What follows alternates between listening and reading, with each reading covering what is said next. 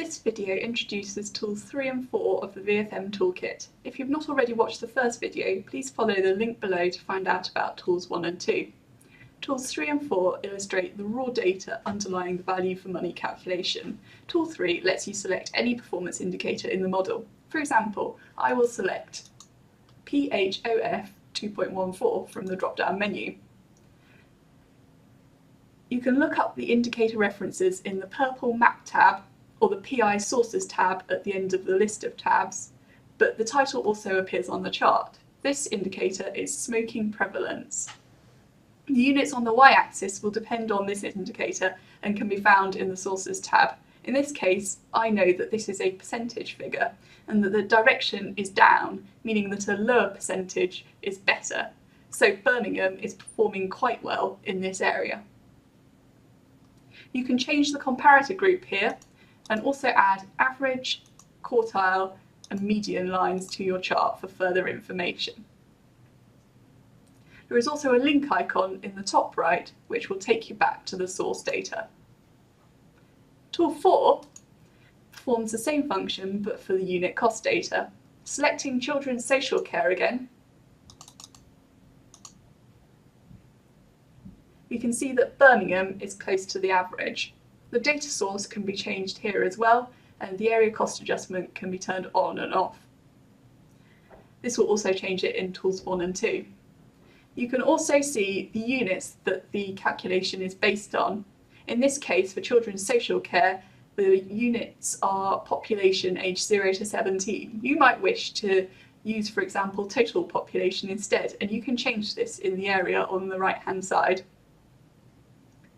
Again, in this tool, you can add extra lines to the chart and change your comparator group. This is the last of the front-end tabs of the toolkit. However, I will now briefly take you through the source tabs, some of which we have already touched upon. An interested person can use these tabs to recreate the value for money calculation. The two grey tabs contain the raw data which goes into the calculation, the performance indicator database and the unit cost database. The Performance Indicators tab contains every indicator available in the model for every authority. NA is shown where the indicator is not applicable or not available. The key details of the indicators are shown at the top of the sheet, but the corresponding source sheet is the best place to go for full details. The Unit Cost database changes depending on which cost data source tab has been selected. The calculation is the total cost for that service area divided by the chosen denominator, which can be seen in row 18. Depending on what has been selected in the tools, costs are pulled from one of these blue tabs. For example, the RO 2015-16 tab looks like this. In the Cost Sources tab, you can see both the source of all the data as well as the parts of that source which are included in the service area total cost. For example, for adult social care, we can see that these 5 costs are used to calculate total adult social care costs. The next 3 grey database tabs contain the denominators, the area cost adjustment, and the nearest neighbour calculations. Finally, there are 3 dark grey source tabs which contain more information and links back to the original source of the data.